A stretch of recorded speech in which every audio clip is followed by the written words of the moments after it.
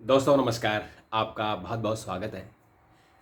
Iran, Israel और USA के बीच में जो महायुद्ध चल रहा है, इसमें इतना खून खराबा हो गया कि अकेले ईरान में लगभग 1200 लोगों की मौत हो चुकी है। और उसके आसपास जो 11 अन्य देशों में युद्ध है, वहाँ भी कुछ न कुछ मौतें हो रही हैं या लोग घायल हो रहे हैं।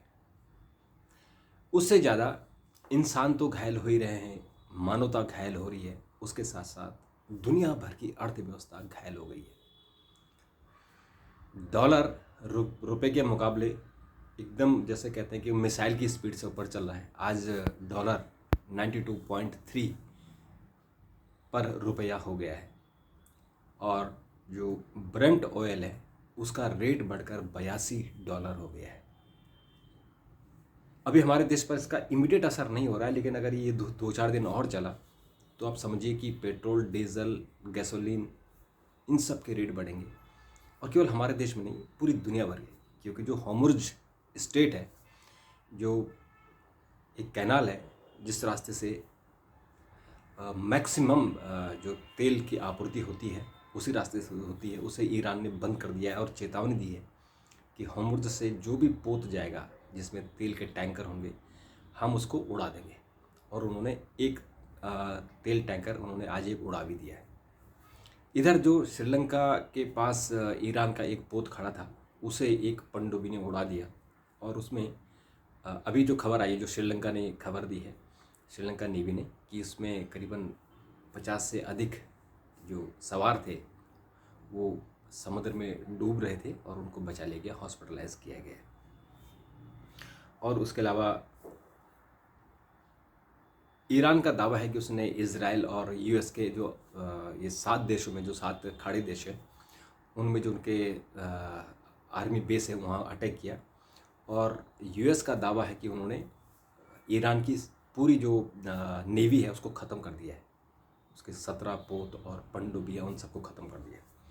लेकिन मित्रों, अब जो सबसे बड़ा ज्वलंत सवाल है वो है तेल का, क्रूड ऑयल का। क्योंकि ये जो युद्ध हो रहा है, इसमें अन्य बातों के अलावा जो एक मुस्लिम कट्टरता, इज़राइल का खतरा, यहूदियों का खतरा, तो यहूदी जो अपने संघर्ष के लिए युद्ध कर रहे हैं इज़राइल को बचाने के लिए, इज़राइल का कैसे अपना एक्सपेंड किए जा रहे हैं, उसको एक फ़िलिस्तीन को ऑलमोस्ट ख़त्म हो गया है। और जो लेबनान तक उनका एक टारगेट है कि उसको इज़राइल का हिस्सा कैसे बढ़ा किया जाए, तो वो है। और मुस्लिम कंट्री को, मुस्लिम देशों को ऐसा लगता है कि अगर यहूदी आगे बढ़ेंगे तो उनको और ख़तरा होगा। लेकिन मुस्लिम कंट्री आपस में लड़ रहे हैं। अकेला जो शिया कंट्री है ईरान, उसके साथ जो सुन्नी कंट्री हैं 7 देश, वो भी उसके खिलाफ युद्ध लड़ रहे हैं। यानी अकेला ईरान सबके साथ युद्ध कर रहा है। अगर ये मुस्लिम एक साथ एकजुट भी हो जाते तो शायद इनकी ताकत थोड़ी बढ़ती, लेकिन ये सब मिलकर, अमेरिका इन देशों में अपनी आर्मी भेजकर ईरान पर अटैक कर रही है।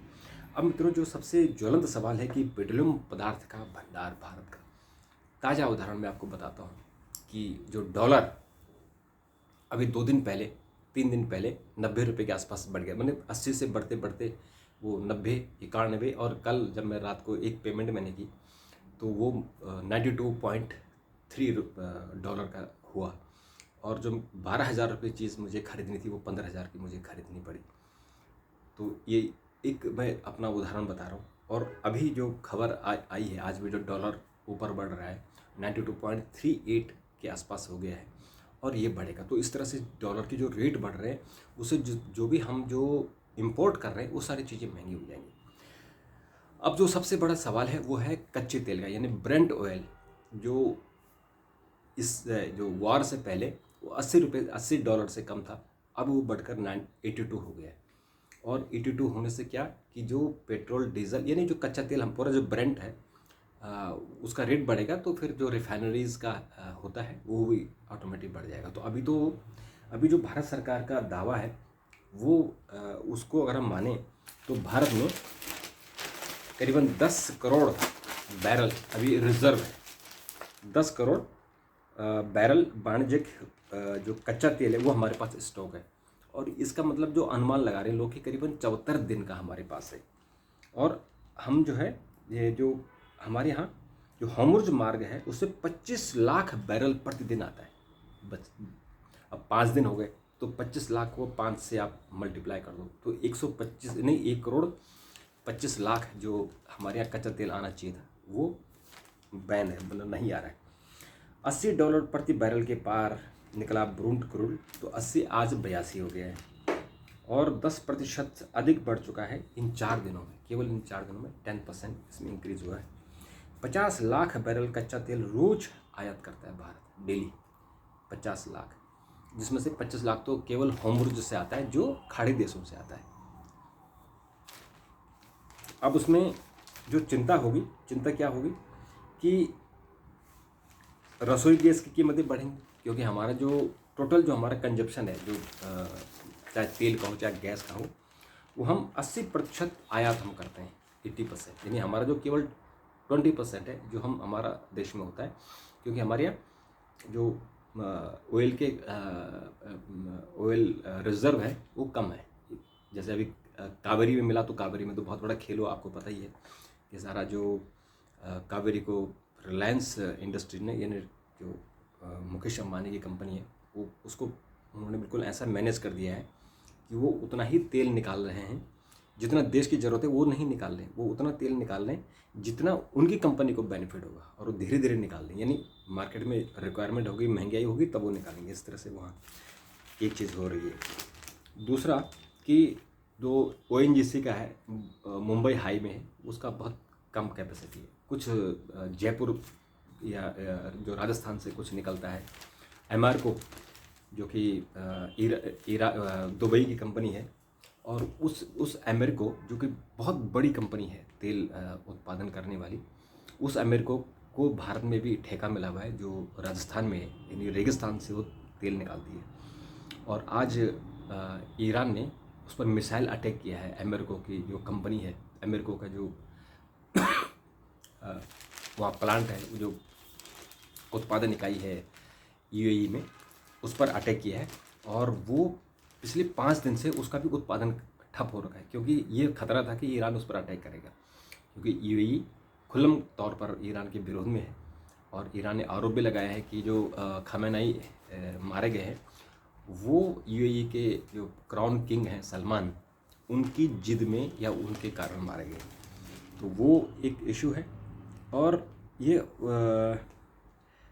अगर जो ये हालात हैं, इन हालातों से कच्चा तेल जो है वो अब नीचे आ जाए, कच्चा तेल की जो आपूर्ति है वो ऑलमोस्ट बंद हो जाएगी, क्योंकि जो गल्फ़ है वहाँ से तो आएगा नहीं, क्योंकि होर्मुज़ से आता है, वो नहीं आएगा।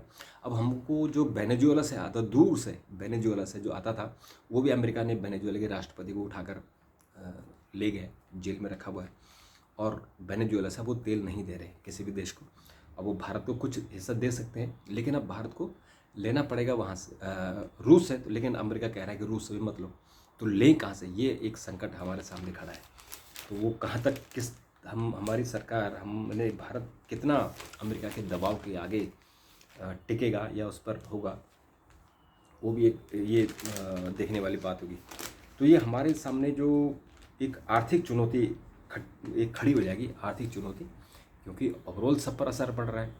किस किस पर असर पड़ेगा? एक तो उर्वरक पर, यानी जो हमारे यहाँ जो हमारे यहाँ खाद आता है वो भी बाहर से आता है, और यूरिया और फास्फेट जैसे उर्वरक हमारे कच्चे माल का बड़ा हिस्सा ये भी खाड़ी देशों से आ रहा था। ये भी DAP और यूरिया की जो हैं, ये यहाँ से हमारा आता है। 46% अकेले ओमान से हमारे यहाँ आता है, तो वो भी आजकल इस युद्ध के कारण बंद है। सोना तो नेचुरली ये भी गल्फ़ से बहुत ज़्यादा हमारे लोग जो है शिपिंग इसमें बढ़ रहा है। खजूर और खाद्य आयात, भारत जो है 80-90% खजूर खाड़ी देशों से ही लेता है, और साधारण खजूर UAE से आयात किया जाता है। ओमान से सूखी और ताज़ी खजूर की बड़ी खेप आती है। चावल और खाद्यान्न, सऊदी अरब, इराक, UAE और ओमान भारत के प्रमुख खाद्यान्न खरीदार हैं। नए मार्ग से लागत बढ़ेगी। बासमती निर्यात का लगभग 50% हिस्सा अकेले खाड़ी देशों में जाता है, यानी भारत का जो एक्सपोर्ट है वो इस पर हैमर करेगा, क्योंकि ये हमारा जो है चावल और खाद्यान्न खाड़ी देशों में ज़्यादा खपत होती है। इंजीनियरिंग और ऑटो प्रोडक्ट इसमें निर्माण में देरी होगी और इसकी सप्लाई में भी देरी होगी क्योंकि रास्ता ब्लॉक है। मांस और समुद्री उत्पाद, हमारे भारत का जो मांस का जो निर्यात होता है गल्फ सबसे ज़्यादा होता है। जितना भी मांस है हमारे यहाँ का, हिंदुस्तान का, और ख़ासकर ये जो बड़ी बड़ी बातें करते हैं हमारे देश में कि बीफ और तमाम, उन सब का हिंदुस्तान से एक्सपोर्ट गल्फ देशों में होता है। और इसमें भारत के खाड़ी देशों का मुख्य रूप से फ्रोजन मछली और झींगा आदि हैं, और तनाव बढ़ने पर यह लॉजिस्टिक बाधाओं से बंद हो गया। फार्मास्यूटिकल्स, कपड़ा और परिधान, तो ये है जो हमारी जो बात चिंता की बात है वो है।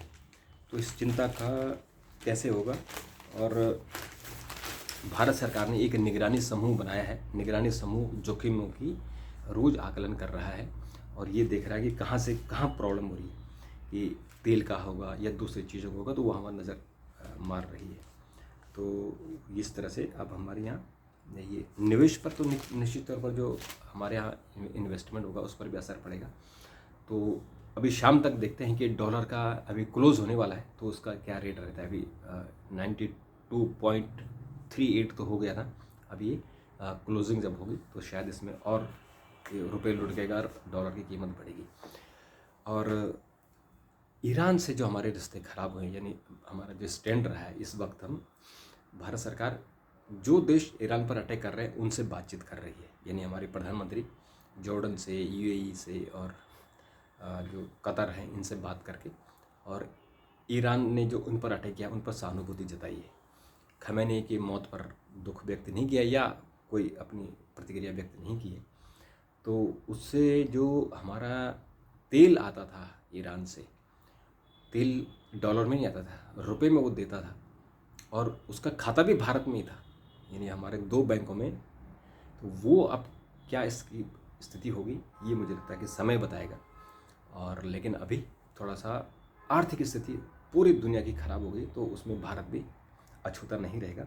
और हमारा चूँकि हमारे यहाँ तेल भंडार नहीं है, हमारा तेल पूरी तरह से हम लोग डिपेंडेंट है, इंपोर्ट करते हैं 80%, तो उस पर ज़्यादा असर पड़ने वाला है। तो हम इस पर और नज़र रखेंगे, आप भी नज़र रखिए। अगर आपके पास कोई और इनपुट है तो दीजिए, हम उस पर बात करेंगे। तब तक के लिए नमस्कार।